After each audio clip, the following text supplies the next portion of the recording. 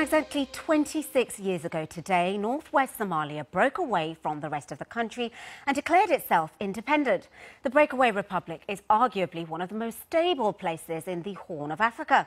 But more than a quarter of a century on, and not one single other country recognizes it as a state. So how far has the country come? That's a question I put to the foreign minister a little bit earlier. I think we have come a long way since then. In 1991, the country was absolutely destroyed. The capital city, Hargeisa, was just a rubble. Today, if you visit Hargeisa, it's totally different. You know, it's a bustling metropolis with almost 1 million people. So I think we have really come a long way. Let's talk about the issue of elections. I just want to read you a quote from Antonio Guterres, who said he's concerned about the continued delays in both presidential and parliamentary elections in Somaliland, and he said it's steadily eroding the promise of increased credibility that Somaliland held. How would you answer him? We are not happy about the delays either, but because the circumstances forced us, in fact, to delay. As you know, we had a very severe drought this year, and it was absolutely untenable and impossible to hold an election in March, in the midst of the most severe drought in living memory.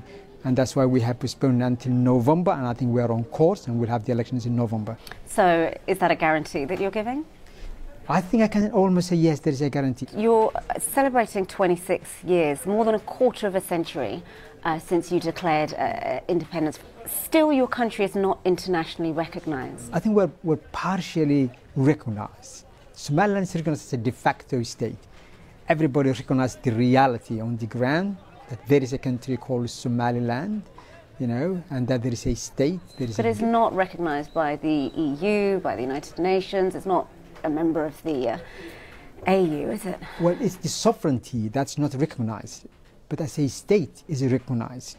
We deal with the UN, we deal with international businesses, we deal with other organizations. The world is very much concerned these days with 4 subjects, which, you know, terrorism and piracy and, you know, migration and conflict.